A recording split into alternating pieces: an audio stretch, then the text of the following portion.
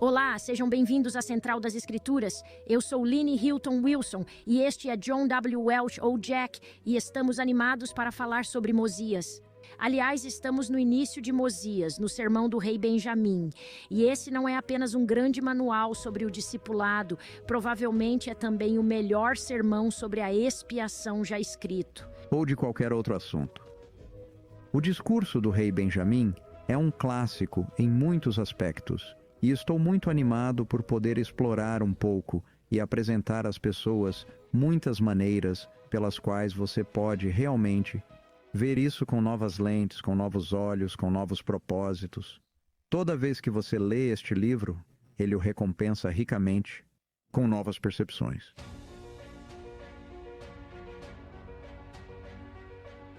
Vamos começar falando sobre o homem, certo? Quem é o rei Benjamim? Primeiro, ele foi um rei, sabemos disso. E é pai, é um bom pai. Certamente, aqui diz que ele teve 3 filhos e que os ensinou. Ele foi profeta e general. E não era só um oficial do exército, ele também lutava. É dito que ele usou a espada de Labão. Portanto, ele estava na linha de frente com seu povo. Não ficava na retaguarda como Napoleão. Está certo. E ele foi um rei muito bem-sucedido. Foi capaz de unir nefitas e mulequitas. Benjamim foi muito bem-sucedido por ser um líder humilde. Ele não oprimiu a ninguém ou tentou se colocar acima das outras pessoas. Muito manso. E ao fazer isso, ele está, na verdade, seguindo o capítulo 17 de Deuteronômio, em que a lei do rei dita que o rei não deve se exaltar acima das pessoas comuns. Ele entende os problemas cotidianos da vida familiar e a situação dos pobres. E ele fala sobre como trabalhava, fazia trabalhos manuais, além de ter tempo para ser um linguista. Ele disse que conhecia egípcio porque leu as placas de latão, escritas em egípcio. Ele conhecia o egípcio reformado porque fez acréscimos ao texto e conhecia o hebraico. E também ensinou esses idiomas a seus filhos. Ele conhecia as escrituras? Ele realmente era um escritor. E o que você acha do fato de ele ter se dado ao trabalho de escrever esse discurso? Ele diz que é porque havia muitos que vieram. Ele diz que foram tantos que não conseguiram contá-los. Por isso, ele teve que escrever muitas cópias. Isso deve ter levado algum tempo. Eles devem ter planejado isso com antecedência. Ah, foram semanas e semanas de planejamento. Fica evidente quando olhamos para o texto. Há tantos paralelos cuidadosos e escrita poética para declarar essa passagem que estou convencida de que ela foi muito bem trabalhada.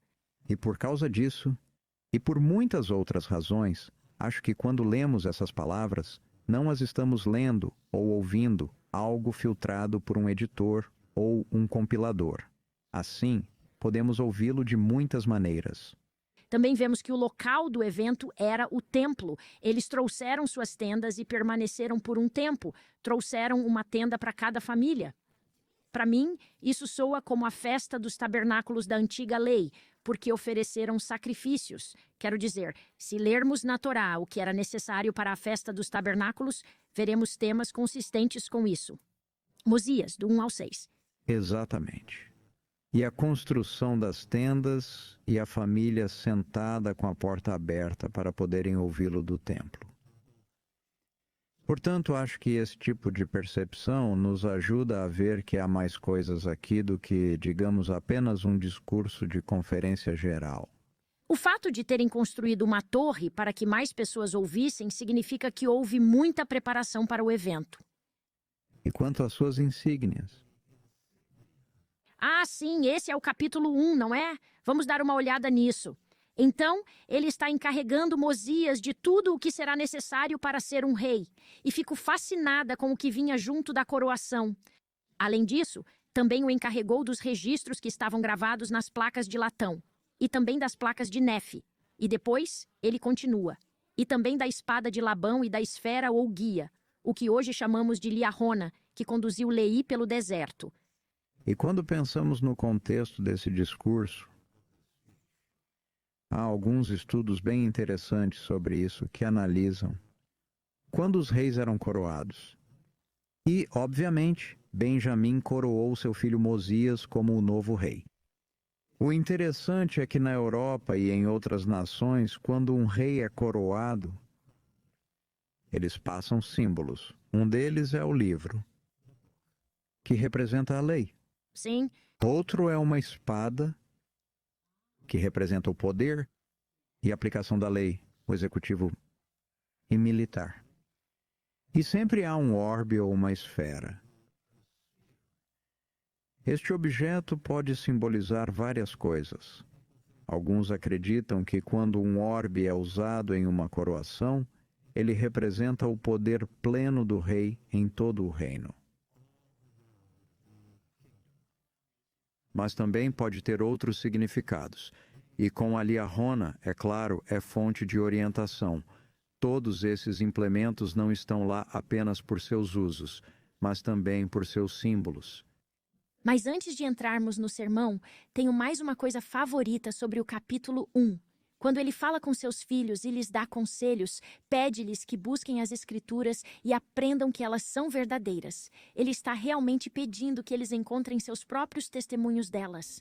E ele descreve que os mistérios lhes serão ensinados. A própria palavra mistérios é uma palavra misteriosa, mas o que você acha que aquelas pessoas teriam entendido por essa expectativa que Benjamim os leva a acreditar que eles receberão mistérios? E ele menciona isso algumas vezes, não apenas na narrativa, mas também em seu sermão. Acho que geralmente a palavra mistério no texto bíblico é essa ideia de que há coisas de Deus que são sagradas, que precisam ser transmitidas e que são mensagens divinas. Presumo que podemos usar essa definição bíblica aqui. Concordo. E aqui eles estavam no templo. É uma passagem sobre o templo. E muitas pessoas, é claro, esperariam algo muito incomum. Essa não é uma experiência cotidiana normal para eles. E acho que elas foram preparadas e seus corações e mentes estavam abertos. Acho que eles também amavam o rei Benjamim. E penso que quando vamos ao templo, vamos com o coração cheio de amor pelo Salvador. E ficamos mais receptivos para ouvir e aceitar tudo o que formos inspirados a ouvir, mudar ou fazer. E coisas que não havíamos notado antes chamarão nossa atenção. E Benjamim promete a seu povo aqui que suas mentes serão iluminadas e eles serão inspirados. Então, eles se tornarão não apenas melhores seguidores de seu filho, o rei Mosias, o novo rei, mas também de seu Deus.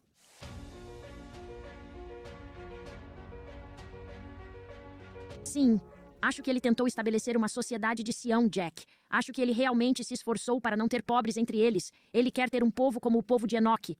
Ele quer que isso comece com as famílias Sim, e ensinando esses princípios às crianças. Uma comunidade de Sião é fundada em lares justos, pais justos e depois comunidades justas. E sabendo que seu próximo passa necessidade, não o ignorar. No capítulo 4, falaremos sobre isso, mas esse longo e maravilhoso capítulo sobre o que realmente significa não apenas servir ao seu Pai Celestial, mas ao seu próximo também. e mesmo que haja muitas coisas sobre a família, sinto que este é um período de guerra. Provavelmente há muitas viúvas. Provavelmente há muitas mulheres solteiras ou pais solteiros. Sinto que, como eles estavam em suas tendas, é a família extensa ou a família adotada. Isso não significa necessariamente que todos tinham uma vida feliz com filhos e um casal. Não, essa é uma época de pessoas que foram humilhadas por causa das guerras pelas quais passaram. O tempo de paz contrasta com o que aprendemos no capítulo 1 sobre as guerras. Acho que isso é correto e bem dito. Sião. A natureza de uma comunidade de Sião é aquela em que todos são um só, onde há um só propósito, um só coração, uma só mente. E o discurso do rei Benjamim está circulando por esse processo. E podemos aprender muito. Como se chega a uma mentalidade de Sião. E uma das coisas que encontramos logo de cara é que Benjamim não quer apenas que eles sejam humildes e sirvam, mas o ponto principal da primeira sessão desse discurso está falando sobre servir. Bem, você mencionou que essa é a primeira sessão. Quando saímos e olhamos para o sermão como um todo, como você divide o sermão, Jack? Bem, eu vejo 7 sessões. Quero mostrar esse livro chamado King Benjamin's Speech, That Ye May Learn Wisdom. Foi publicado no ano do livro. Tem mais de 600 páginas. Está disponível no arquivo? Está no arquivo.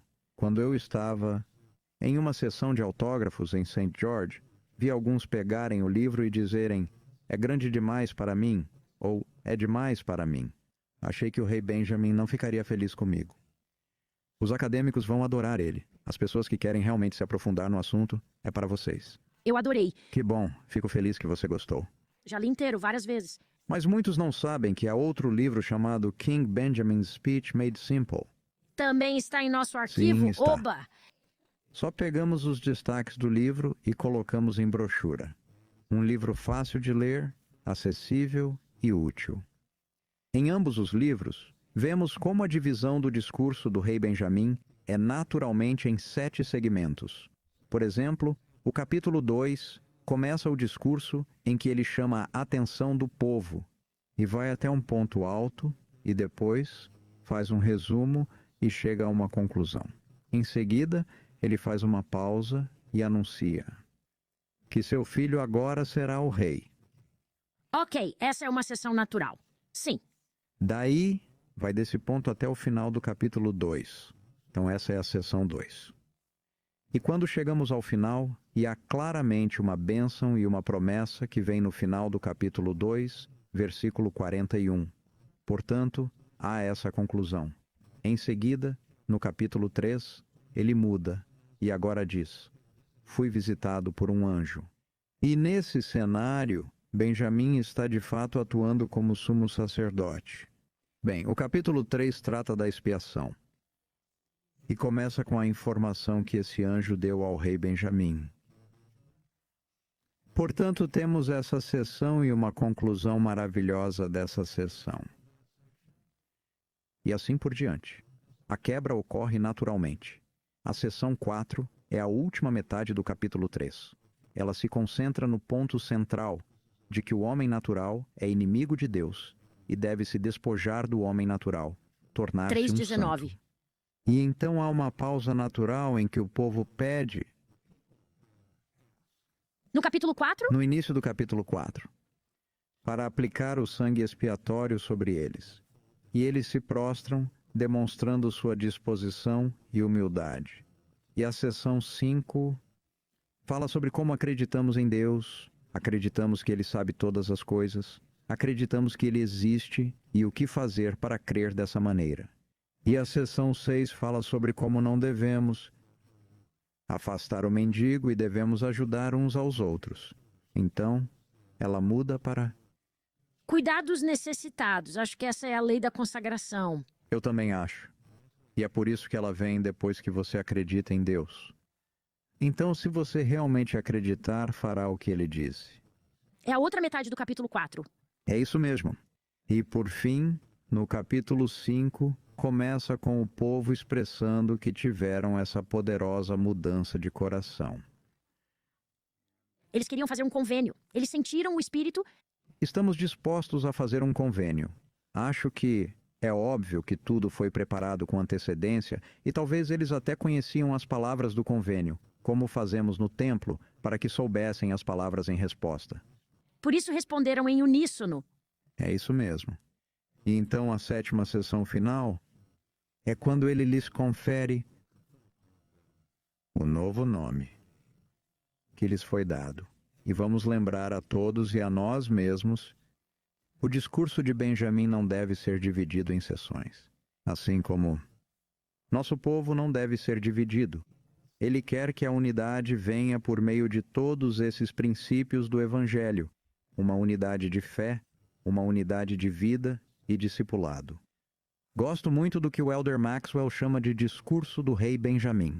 E temos um capítulo inteiro no início do livro que mencionei agora há pouco. Ele o chama de Manual do Discipulado. Você já mencionou isso. E esse manual de discipulado é muito importante para os santos dos últimos dias. Vivo o Evangelho da melhor maneira possível. Como posso me tornar mais santo? Como reter na memória as bênçãos do Senhor?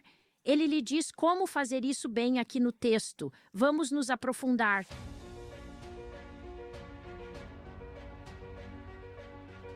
Portanto, a primeira sessão é realmente para dizer que todos nós temos uma dívida com Deus. E fico muito tocada com essa ênfase ao serviço. Como ele diz, passei todos os meus dias servindo a vocês e quero que sirvam uns aos outros e que vocês sirvam a Deus. Ele é um tipo de Cristo. Foi exatamente isso que Jesus fez e os profetas devem ser tipos de Cristo. Mas a ideia de que estamos enfatizando o serviço é exatamente o que o ministério de Jesus também tinha em mente. Nesta sessão, Benjamim se referirá a Deus como o Rei Celestial. Ele também se refere ao Senhor como o Senhor Onipotente. É isso mesmo, e ele realmente usa essa palavra várias vezes em seu discurso. Portanto, preste atenção a isso enquanto estiver lendo. O Senhor Deus Onipotente. Essas palavras são usadas pelo rei Benjamim e somente pelo rei Benjamim em todo o livro de Mórmon. Outro exemplo de que nossos autores são distintos e cada autor é único, cuidadosamente registrado.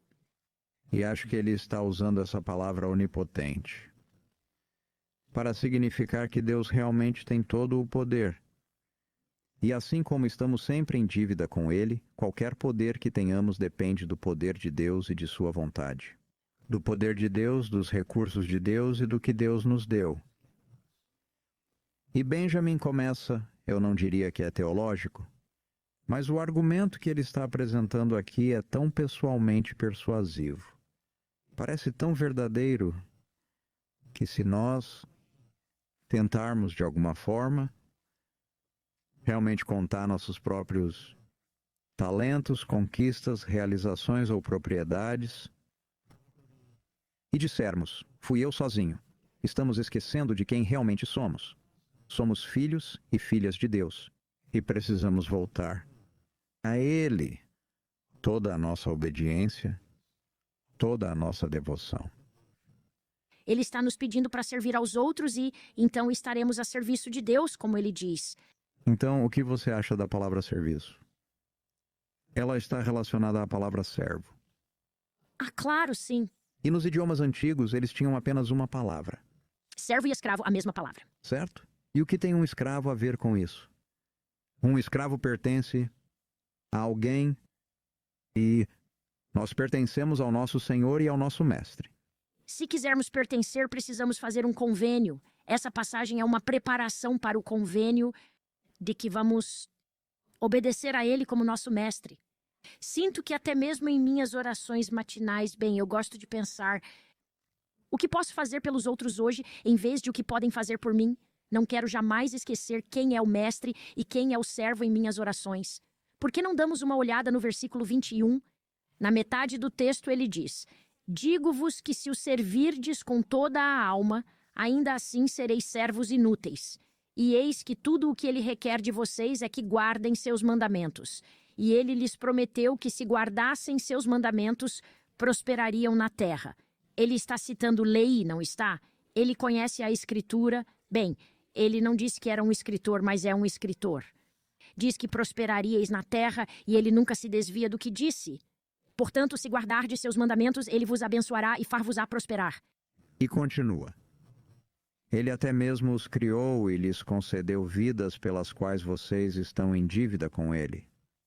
Então este é o ponto em que ele diz, e se o fizerdes, ele imediatamente vos abençoará, e portanto, ter-vos-á pago. Nunca poderemos realmente nos livrar da dívida que temos com nosso Pai Celestial. E ele escreveu isso em belas estruturas paralelas. Ele está tentando cuidadosamente dizer: vocês, preciso que se comportem como servos de Deus ou um escravo de Deus. E esta sessão encerra com ele dizendo: e eu, mesmo eu, a quem chamais vosso rei, não sou melhor do que vós, porque eu também sou do pó. E ele diz: para que eu possa ser declarado inocente. Toda e qualquer culpa será removida. E vos fiz reunir para poder livrar minhas vestimentas de vosso sangue, pois estou para descer à minha sepultura. E tendo resolvido perfeitamente todas as disputas ou problemas, disse, já lhes disse tudo o que devia. E vimos isso nos profetas anteriores também em seus testamentos.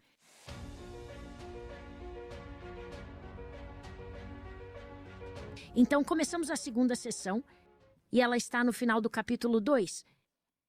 Estou fascinada com a maneira como ele define o pecado e nos ensina como pais, como comunidade e como discípulos de Cristo, devemos acabar com as contendas em todo o nosso meio. E como fazemos isso?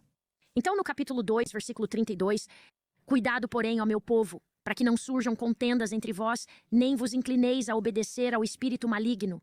Vamos fazer uma pausa aqui rapidinho. O que essa palavra significa? Ele usa aqui, inclineis, o espírito maligno. Não obedecer? Bem, o que isso significa? O que significa a palavra inclinar? Eu não sei. O que significa inclineis a obedecer? Bem, um navio inclina quando tomba de lado.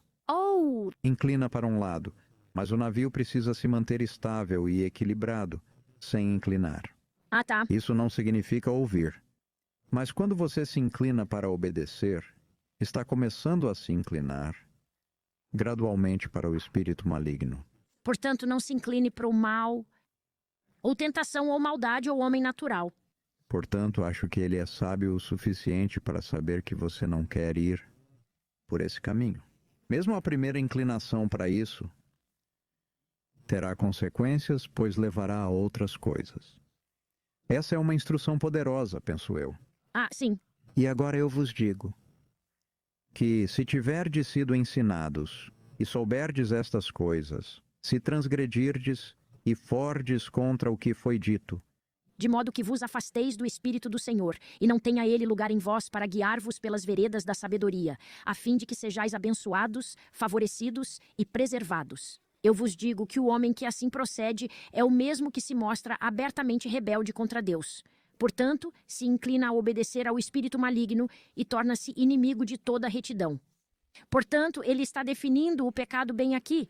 Se tivermos sido ensinados e nos inclinarmos para o que não devemos, não estamos apenas pecando, estamos em rebelião aberta contra Deus, de acordo com o versículo 37. Bem, e aqui um rei está dizendo: não quero que vocês se rebelem contra o seu rei celestial. Porque você sabe o que acontece quando você é rebelde na terra. Os reis não gostam disso, certo? Pois é, tudo isso é um tipo e uma sombra. O que ele está falando aqui é o que poderíamos chamar de pecado consciente. Mas ele quer que sejamos responsáveis. Toda essa sessão de 34, 35, 36 é sobre responsabilidade. E o que ele está tentando fazer é explicar que sim, há na lei de Moisés uma cláusula que diz que, se você cometer um pecado sem querer, ou sem saber, ou involuntariamente, ou sem planejá-lo, falamos um pouco sobre isso quando nos deparamos com a morte de Labão, que foi uma exceção bem específica. Se você sabe o que está fazendo, mesmo que esteja disposto a obedecer, se estiver inclinado a isso, ele está dizendo que isso já é algo que você precisa ter certeza de se arrepender, porque isso compromete sua lealdade, sua fidelidade. Porque todo esse texto está mostrando um bom povo que fez grandes progressos em sua comunidade para se unir e se tornar um povo de paz e um povo que ama a Deus. E ele está tentando motivá-los a fazer melhor. É por isso que o manual de discipulado do Elder Maxwell é tão poderoso. Ele está tentando levá-los ao próximo nível. E não podemos nem mesmo nos inclinar para a iniquidade. Temos que nos envolver totalmente nas coisas de Deus, servindo uns aos outros e, como ele diz aqui, totalmente dedicados a não ter qualquer contenda e a obedecer toda a palavra da boca de Deus. É uma espécie de preâmbulo para esse convênio, não é? Acho que sim. Acho É uma que a ótima maneira de como dizer você isso, né? expressou isso é muito clara. E posso ver porque ele começaria com esses princípios fundamentais básicos, mais ou menos como a Constituição começa com os preâmbulos. Você ensina esses princípios básicos. E quando você ensina uma criança, você ensina esses princípios básicos. E se você ensiná-los, eles não se perderão. E não se trata apenas do fato de serem básicos, o que significa que não são tão importantes. Essas declarações são profundas. Então, vamos dar uma olhada nisso. Ele começa dizendo: todos vós, anciãos, e também vós, jovens, e vós, criancinhas, que podeis entender minhas palavras, pois falei-vos claramente para que pudesseis compreender. E ele falou de forma muito clara e lógica. E essas palavras e frases são memoráveis. São declarações clássicas, e ele é tão claro. Mas por que eu falei isso? Ele os abençoa para que lembrem. Oro para que vos lembreis da terrível situação daqueles que caíram em transgressão. E ainda mais, quisera que considerasseis o estado abençoado e feliz daqueles que guardam os mandamentos de Deus. Então ele diz novamente. Para dar ênfase. E Benjamin gosta de duplicar as coisas. Pois eis que são abençoados em todas as coisas, tanto materiais como espirituais. E se eles se conservarem fiéis até o fim, serão recebidos no céu, para que assim possam habitar com Deus em um estado de felicidade sem fim. Lembrai-vos de que estas coisas são verdadeiras, porque o Senhor Deus as disse. Não são as palavras do rei, são as de Deus. E ele diz isso enfaticamente e com um testemunho. Portanto, devemos obedecer, servir e amar a Deus por causa desse estado de felicidade. E Deus nos ajuda a sermos mais parecidos com Cristo. Eu gosto muito dessa ideia de progressão do sermão. Assim que passarmos a servir, teremos caridade. E quando tivermos caridade, seremos abençoados com mais poder de Deus. Sim, sim. E eu adoro o fato de estarmos apenas no meio desse discurso. Acabamos de terminar a segunda sessão. Mas ele já está nos indicando o final. Certo? E acho que na vida temos que manter o fim em mente. Porque se não mantivermos em mente os objetivos e o propósito final, perderemos o foco e a orientação. Assim, ele nos ajuda a ver e nos encoraja. Não se cansem de fazer o bem, pois sabemos qual será o resultado final, o que é bom. Ele é muito claro ao dizer que essas bênçãos eternas virão. Não é só porque estou pedindo que você seja bom. Há um motivo. É isso mesmo. E eu adoro como ele diz. Quisera que considerasseis o estado abençoado e feliz, tanto material quanto espiritual. Portanto, é tudo. E ele fala sobre a onipotência de Deus. Onipotência, todo o poder, para que possamos ter todas as bênçãos em todas as coisas.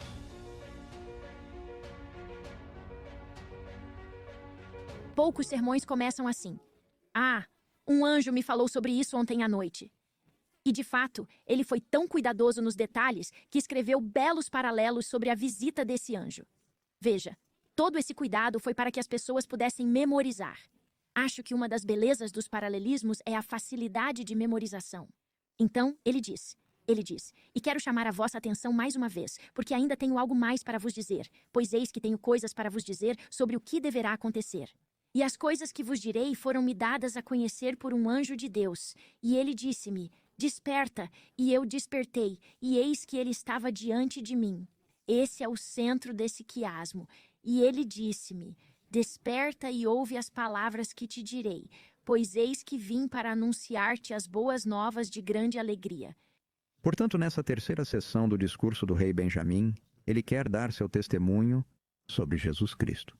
Talvez isso tenha acontecido, eu acho, porque Benjamim estava trabalhando no discurso e havia feito as sessões 1 e 2, sobre as quais falamos no capítulo 2, em que ele exalta as virtudes e as maravilhas de nosso Rei Celestial. E acho que, enquanto ele pondera e pergunta ao Senhor, então, o que vem a seguir. O que mais devo dizer? O que o Senhor quer que eu diga? O anjo lhe diz. E um mensageiro chega, e ele lhe dá essa nova informação, com mais detalhes, sobre o que o Salvador fará por nós. Bem, é profético. Ele fala sobre a vinda de Cristo em sua mortalidade e seu serviço e os milagres que ele realizaria. Este é o capítulo 3, versículo 5. Como curar os enfermos, levantar os mortos, fazer andar os coxos, dar vista aos cegos, fazer ouvir os surdos e curar toda espécie de enfermidades.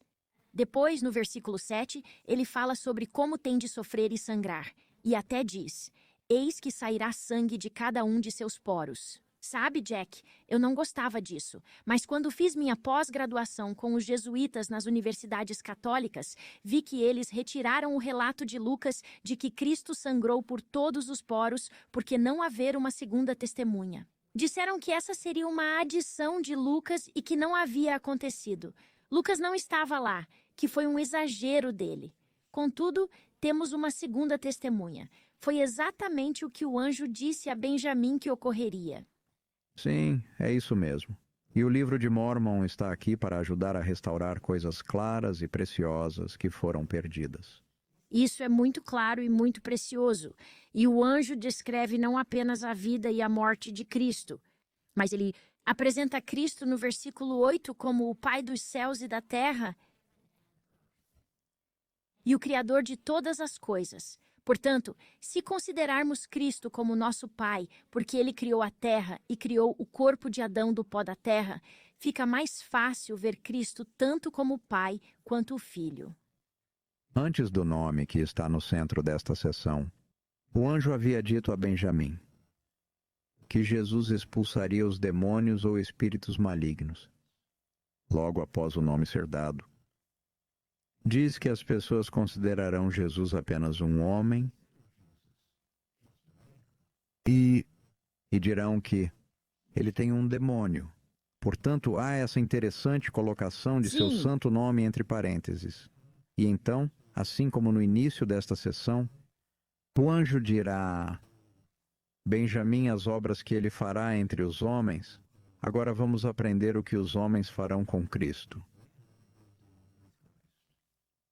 E é aí que eles falam sobre ele ser crucificado e açoitado. Esse é o final do versículo 9. É isso mesmo.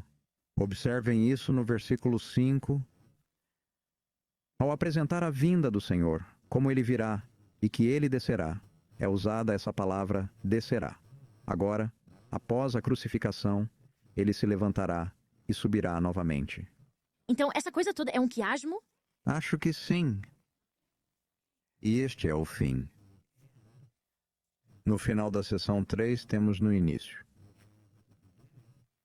Pois o Senhor ouviu tuas orações e julgou tua retidão. Isso está no versículo 4. Ah, no versículo 10. Ele tem que passar por tudo isso para fazer um julgamento justo. Exatamente. E eis que ele julga o mundo. E eis que todas estas coisas são feitas para que recaia um julgamento justo sobre os filhos dos homens. Porque ele é o único que tem poder para restaurar o que foi perdido. Sim, é o que estamos aprendendo aqui. E mencionamos da última vez como é importante ler todo esse discurso, do começo ao fim. E agora estamos vendo que é preciso ler as sessões cuidadosamente do começo ao fim. Porque elas são tecidas com muito cuidado. É como uma tapeçaria. Essa é uma ótima maneira de analisar o discurso, todas essas pequenas peças. E quando você se afasta, se estiver muito perto de uma tapeçaria, o que acontece? Você só vê os fios, é verdade. Não se vê o quadro completo. Mas quando você se afasta, você começa a ver o padrão e, por fim, ver o todo, o que realmente se trata.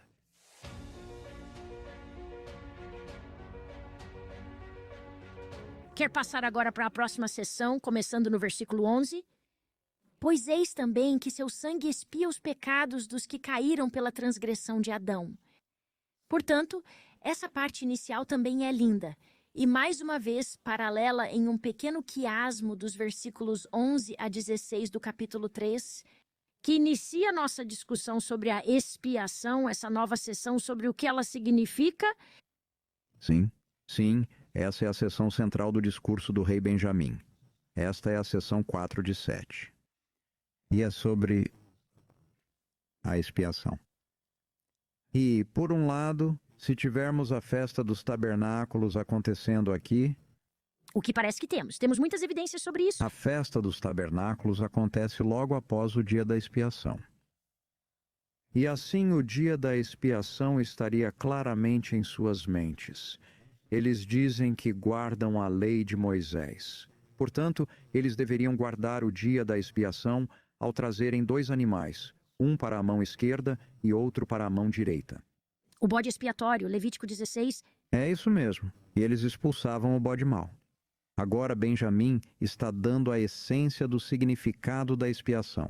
o dia da expiação não é apenas um dia de reconciliação geral com as pessoas. Quero dizer, isso faz parte. Mas tem a ver com o poder do sangue expiatório de Cristo. E o cordeiro que foi sacrificado pelas pessoas, para que elas possam ter a remissão de seus pecados. E veremos isso mais adiante, nesta sessão. Sei que já falamos sobre isso antes, mas gosto de desmembrar essa palavra. Quando Tyndale inventou o que vou chamar de kéfar em inglês, at one meant essa capacidade de Deus e o homem se tornarem um só, que temos esse belo sacrifício expiatório que cobre nossos pecados, que nos redime, que nos salva. Nós nos tornamos um por meio da dádiva de Cristo. E essa é a unidade definitiva de uma comunidade de Sião, que é claro, Benjamim é agora. Ele está tentando criar todos sob um único nome. Sim, e você pode ver, não pode, como isso está relacionado ao que falamos no capítulo 2. Se você realmente quer o poder espiritual para criar esse tipo de obediência, serviço e reconhecimento do seu Rei Celestial, ele tem de vir por meio do dom e do poder da expiação. O que significa que temos de nos arrepender? Ele fala sobre arrependimento tão frequentemente quanto menciona sacrifício expiatório de nosso Salvador. Portanto, continuando agora na seção 4, encontramos o versículo 11. E aqui, seu sangue expia, como já dissemos, os pecados daqueles que caíram. Portanto, a primeira coisa que a expiação faz é expiar os pecados de todos os que caíram. Portanto, a queda pode ser curada pela expiação porque é algo que não podemos curar, e Jesus sabe disso. E ele nos ajudará de uma forma que não podemos ajudar a nós mesmos. Mas se pudermos nos ajudar, aí temos que agir. Mas ele continua. Ele continua e, além disso, diz que também expia aqueles que morreram sem conhecer a vontade de Deus acerca de si mesmos ou que pecaram por ignorância. Portanto, isso retoma uma linha que encontramos no capítulo 2, no final do capítulo, em que Benjamim quer que as pessoas saibam que são responsáveis pelo que fazem voluntariamente. Mencionamos anteriormente que, de acordo com a lei de Moisés, se você faz algo involuntariamente, você não é punido por isso. Mas a expiação cobre isso, até mesmo o pecado involuntário. E é por isso que sempre estamos em dívida com nosso Salvador. Exatamente. Ele Você cobriu entendeu tudo o que isso. fazemos involuntariamente. Mas no versículo 12 temos nosso famoso ai. Sim. Mas ai daquele que sabe e se rebela contra Deus, porque a nenhum desses será concedida a salvação, a não ser pelo arrependimento e fé no Senhor. Então ele continua com alguns versículos sobre o motivo pelo qual Deus enviou os santos profetas e por que é que Deus nos abençoou. Ou agora nos tornou responsáveis por ter enviado profetas. Como você entende isso? Bem, no versículo 13, ele diz que os profetas também estão aqui para nos ensinar sobre Cristo e para nos arrependermos a fim de recebermos a remissão dos pecados. O que mais você vê aí? Bem, ele está falando aqui sobre os profetas que estão vindo porque Jesus ainda não veio. Portanto, os profetas estão apenas testificando de um Salvador que virá. E isso é 120 anos, 124 anos antes de o Messias nascer, certo? Então, sim. E assim ele está falando a seu povo, fazendo-os saber que podem se arrepender e se regozijar com grande alegria, como se Jesus já tivesse vindo. E pelo conceito de tempo não existir no céu, falam como se as coisas já tivessem acontecido. Exatamente. E é por isso que os profetas vêm e dão a lei para que eles vissem sinais e maravilhas e símbolos e figuras. Estou muito feliz que você tenha apontado isso, porque a lei de Moisés, tanto em Benjamim quanto em Nefe, e agora aqui pelo rei Benjamim, todos eles dizem que estamos vivendo isso porque é suposto ser um prenúncio de nosso Salvador. Tudo é focado nisso. Você não é salvo pela lei. Tudo deve apontar para o nosso Salvador. E Benjamim quer que seu povo saiba que esses símbolos e figuras são interessantes, mas não têm o poder de exaltar. Eles podem ajudar, mas, como ele diz, a lei de Moisés de nada vale, a não ser pela expiação do sangue de Jesus. Não se está dizendo que a lei de Moisés não vale nada, mas combinada com o sangue expiatório de Cristo, todas as leis têm eficácia, têm valor e poder. O poder de redenção de nosso Salvador é mais importante do que qualquer outra coisa.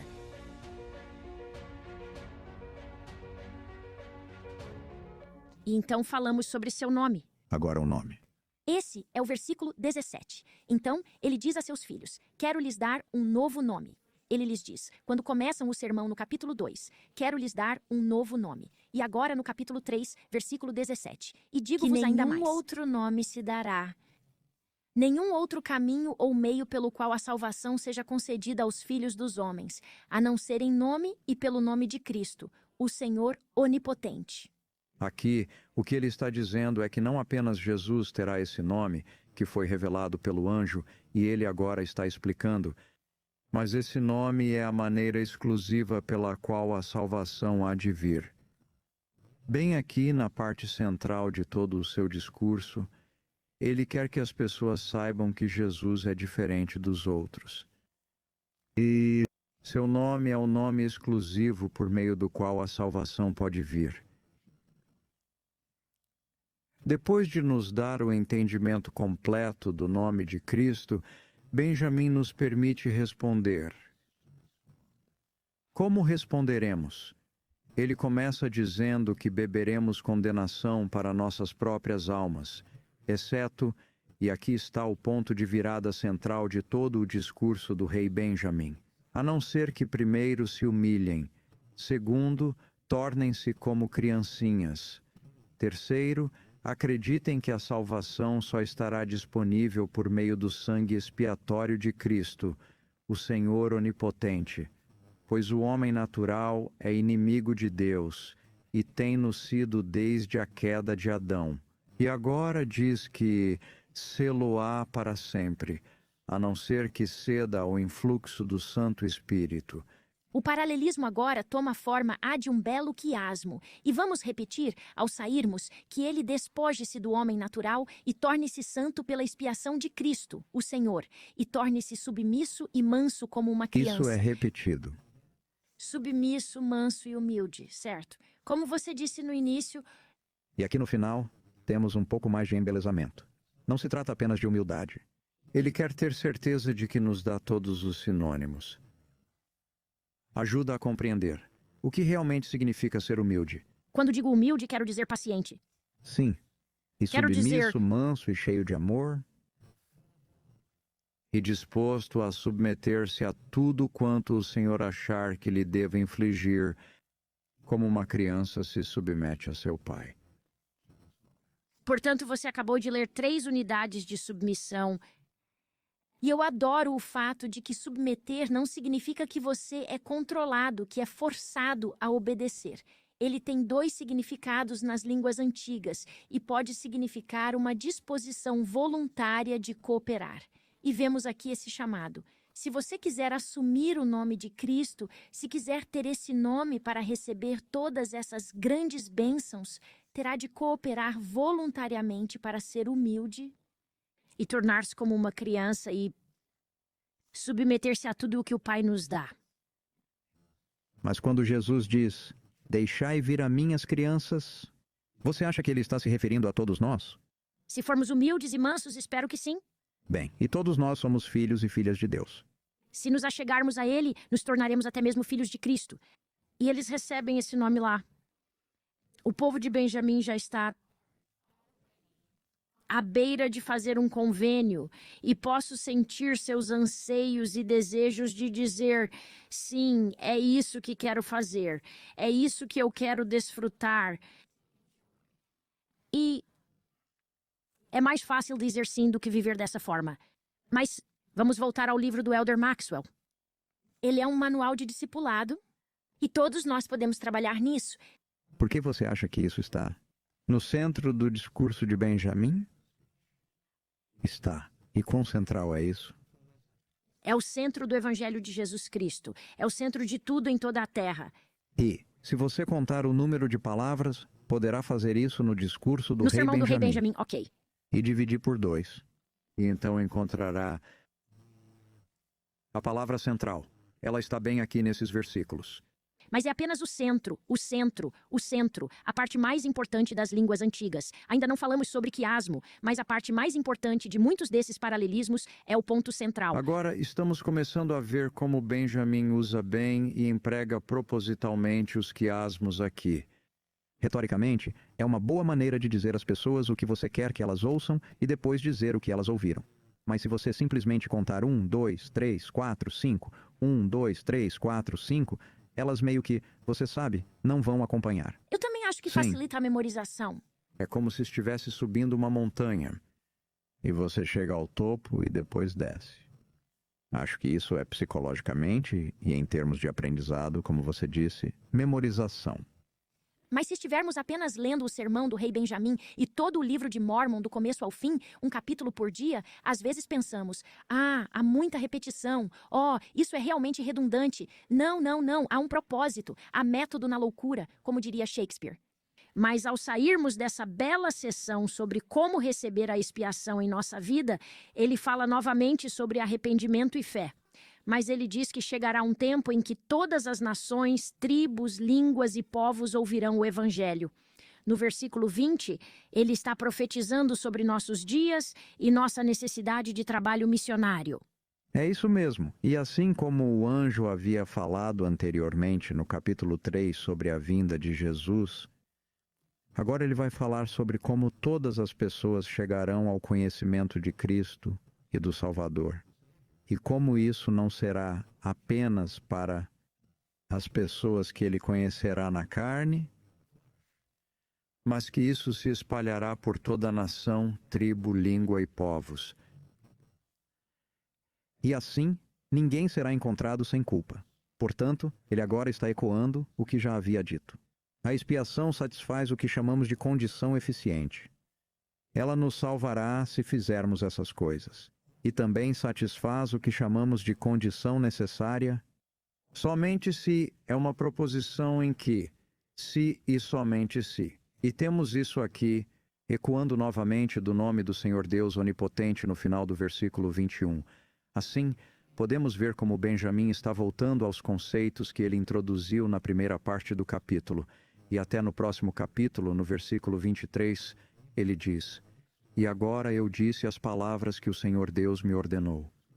Bem, quando ele foi ordenado a fazer isso? Acho que foi o que o anjo lhe disse para fazer na noite anterior. Portanto, o que ele está fazendo agora é uma espécie de enquadramento dessa mensagem central. A mensagem... A mensagem sobre a necessidade de se despojar do homem natural. Você falou sobre a tapeçaria aqui. Veja esses fios que estão correndo maravilhosamente por ela. Anjo! Ele foi um escritor magistral. E agradeço por você ter dito para darmos um passo atrás e ver o quadro completo. Jack, eu adoro observar esses detalhes e ver todos os paralelos. E o que mais gosto nesse capítulo 3 é o fato da expiação de nosso Salvador estar disponível a todos. Esse é um conhecimento que não fazia parte do cristianismo no século XIX, tanto na tradição católica quanto na protestante e ortodoxa. Falavam coisas como, se você for batizado, se tiver recebido o Salvador, se, e as portas sempre estão bem abertas. A expiação é para todos os que estão dispostos a se arrepender. E é uma grande dádiva da graça. É por isso que sinto que o foco de nossas reuniões, o foco de nossa vida deve ser o Salvador. E o rei Benjamim simplesmente nos dá uma bela... quase uma barra de ferro para chegarmos a Cristo. Esse manual de discipulado é tão poderoso. E ainda nem fizemos o convênio. Isso será na próxima semana. Bem, você está totalmente certa, Aline, porque ainda não terminamos o discurso de Benjamin. Estamos no ponto de virada, e é um ponto muito importante. E essa ideia de que ele será universal, acho que pode ter sido uma das novas ideias mais incomuns e informativas. Uma novidade que Benjamim deu a seu povo aqui. E aqui aprendemos que isso será feito de uma vez por todas. Então, ele teve de ensinar-lhes o evangelho e eles estão aprendendo e crescendo. E agora chegaram ao ponto em que ele quer que eles entrem na presença do Senhor. Eles estão prestes a fazer um convênio com Deus. E que possamos aplicar essas mensagens e ensinamentos do rei Benjamim. São palavras que nosso profeta repete, são palavras que o Espírito repete, e elas estão aqui neste precioso livro das Escrituras para que nos aproximemos de Cristo e que seu estudo das Escrituras seja enriquecido por essas maravilhosas palavras do rei Benjamim, em nome de Jesus Cristo. Amém.